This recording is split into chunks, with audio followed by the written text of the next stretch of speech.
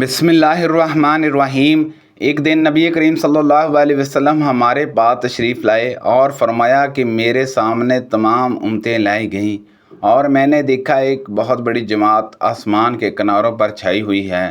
پھر بتایا گیا یہ اپنی قوم کے ساتھ حضرت موسیٰ علیہ السلام ہیں۔ رسول اللہ صلی اللہ علیہ وسلم نے فرمایا، مردوں میں تو بہت سے کامل لوگ اٹھے، لیکن عورتوں میں فرعون کی بیوی آسیہ اور مریم بنت عمران علیہ السلام کے سوا اور کوئی کامل نہیں پیدا ہوئی۔ ہاں، عورتوں پر حضرت عائشہ رضی اللہ عنہ کی فضیلت ایسی ہے جیسے تمام خانوں پر سجدہ کی فضیلت ہے۔ نبی کریم صلی اللہ علیہ وسلم نے فرمایا کہ کوئی شخص میرے متعلق یہ نہ کہے کہ میں حضرت یونس علیہ السلام سے بہتر ہوں۔ مسعود نے یونس بن متی علیہ السلام کے لفظ بڑھا کر روایت کیا۔ نبی کریم صلی اللہ علیہ وسلم نے فرمایا کہ کسی شخص کے لیے مناسب نہیں کہ مجھے یونس بن متی سے بہتر قرار دے۔ آپ نے ان کے والد کی طرح منسوخ کر کے ان کا نام لیا تھا۔ ایک مرتبہ لوگوں کو ایک یہودی اپنا سامان دکھا رہا تھا، لیکن اسے اس کی جو قیمت لگائی گئی اس پر وہ راضی نہ تھا، اس لیے کہنے لگا کہ ہرگز نہیں، اس ذات کی قسم جس نے موسیٰ کو تمام انسانوں پر برگزیدہ قرار دیا۔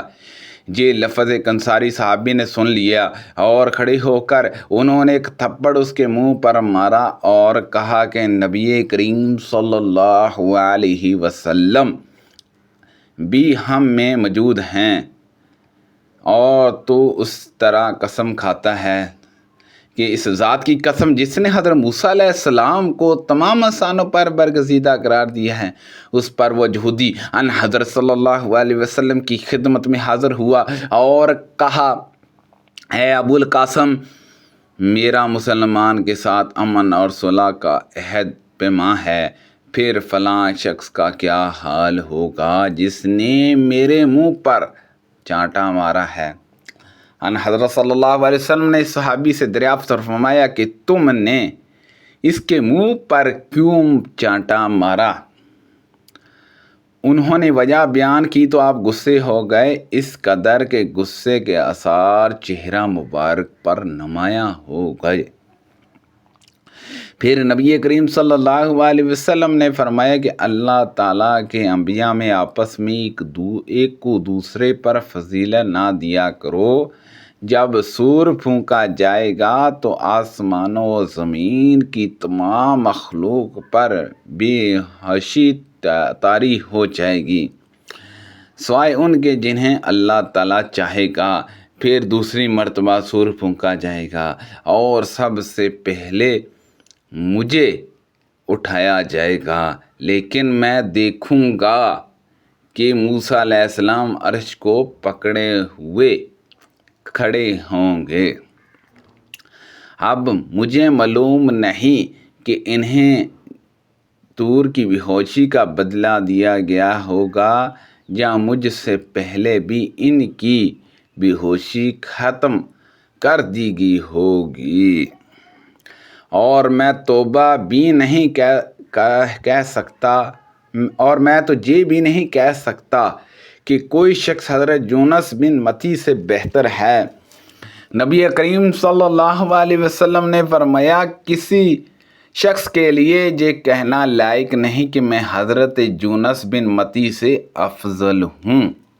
نبی کریم صلی اللہ علیہ وسلم نے فرمایا، حضرت داؤد علیہ السلام کے لیے قرآن یعنی زبور کی قرأت بہت آسان کر دی گئی تھی، چنانچہ وہ اپنی سواری پر زین کسنے کا حکم دیتے اور زین کسی جانے سے پہلے ہی پوری زبور پڑھ لیتے تھے، اور آپ صرف اپنے ہاتھوں کی کمائی کھاتے تھے۔ اس کی روایات موسیٰ بن عقب نے کی، ان سے صفوان نے، ان سے عطا بن یاسر نے، ان سے حضرت ابو ہریرہ رضی اللہ عنہ نے۔ نبی کریم صلی اللہ علیہ وسلم سے روایت کیا ہے، رسول اللہ صلی اللہ علیہ وسلم کو خبر ملی کہ میں نے کہا کہ اللہ کی قسم جب تک میں زندہ رہوں گا دن میں روزے رکھوں گا اور رات بھر عبادت کیا کروں گا۔ رسول اللہ صلی اللہ علیہ وسلم نے ان سے پوچھا کہ کیا تم نے یہ کہا ہے کہ اللہ کی قسم جب تک زندہ رہوں گا دن بھر روزے رکھوں گا اور رات بھر عبادت کیا کروں گا؟ میں نے عرض کیا جی ہاں، میں نے یہ جملہ کہا ہے۔ ان حضرت صلی اللہ علیہ وسلم نے فرمایا کہ تم اسے نبھا نہیں سکو گے، اس لیے روزہ بھی رکھا کرو اور بغیر روزے کے بھی رہا کرو، اور رات میں عبادت بھی کیا کرو اور سویا بھی کرو۔ ہر مہینے میں 3 دن روزہ رکھا کرو، کیونکہ ہر نیکی کا بدلہ 10 گنا ملتا ہے۔ اس طرح روزے کا یہ طریقہ بھی ثواب کے اعتبار سے زندگی بھر کے روزے جیسا ہو جائے گا۔ میں نے کہا کہ میں اس سے افضل طریقے کی طاقت رکھتا ہوں۔ ہے اللہ کے رسول صلی اللہ علیہ وسلم، آپ نے اس پر فرمایا کہ پھر 1 دن روزہ رکھا کرو اور 2 دن بغیر روزے کے رہا کرو۔ انہوں نے بیان کیا کہ میں نے عرض کیا کہ میں اس سے بھی افضل طریقے کی طاقت رکھتا ہوں۔ آپ نے فرمایا کہ پھر 1 دن روزہ رکھا کرو، 1 دن بغیر روزے کے رہا کرو۔ حضرت داؤد علیہ السلام کے روزے کا طریقہ بھی یہی تھا اور یہی سب سے افضل طریقہ ہے۔ میں نے عرض کیا یا رسول اللہ صلی اللہ علیہ وسلم، میں اس سے بھی افضل طریقے کی طاقت رکھتا ہوں۔ آپ صلی اللہ علیہ وسلم نے فرمایا کہ اس سے افضل اور کوئی طریقہ نہیں۔ مجھ سے رسول اللہ صلی اللہ علیہ وسلم نے دریافت فرمایا، کیا میری یہ خبر صحیح ہے کہ تم رات بھر عبادت کرتے ہو اور دن بھر روزانہ روزہ رکھتے ہو؟ میں نے عرض کیا کہ جی ہاں۔ آپ نے فرمایا، لیکن اگر تم اسی طرح کرتے رہو تو تمہاری آنکھیں کمزور ہو جائیں گی اور تمہارا جی اکتا جائے گا۔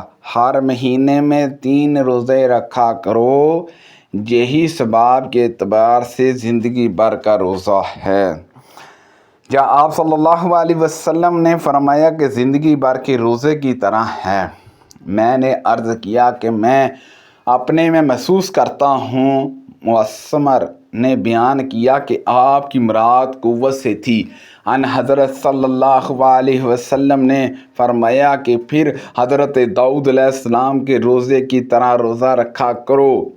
وہ 1 دن روزہ رکھا کرتے تھے اور 1 دن بغیر روزے کے رہا کرتے تھے۔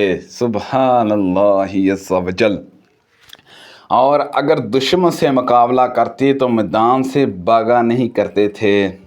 مجھ سے رسول اللہ صلی اللہ علیہ وسلم نے فرمایا تھا، اللہ تعالیٰ کے نزدیک روزے کا سب سے زیادہ پسندیدہ طریقہ داؤد علیہ السلام کا طریقہ تھا۔ آپ 1 دن روزہ رکھتے اور 1 دن بغیر روزے کے رہتے تھے۔ اسی طرح اللہ تعالیٰ کے نزدیک نماز کا سب سے زیادہ پسندیدہ طریقہ حضرت داؤد علیہ السلام کی نماز کا طریقہ تھا۔ آپ آدھی رات تک سوتے اور 1/3 حصے میں عبادت کیا کرتے تھے، پھر باقیہ چھٹے حصے میں بھی سوتے تھے۔ سبحان اللہ عز و جل۔ اللہ پاک سے دعا ہے کہ اللہ پاک ان حدیثوں پر عمل کرنے کی توفیق عطا فرمائے اور انبیاء کرام علیہ السلام کی سنت کے مطابق زندگی بسر کرنے کی توفیق عطا فرمائے۔ اللہ پاک سے دعا ہے کہ اللہ پاک جو بھی مسلمان گھروں میں ہاسپٹل میں بیمار ہیں، اللہ پاک تمام مسلمانوں کو صحت کاملہ عطا فرمائے۔ صدقہ جاریہ سے زیادہ دوسرے لوگوں تک شیئر کیجئے۔ آمین بجاہ النبی الامین صلی اللہ علیہ وسلم۔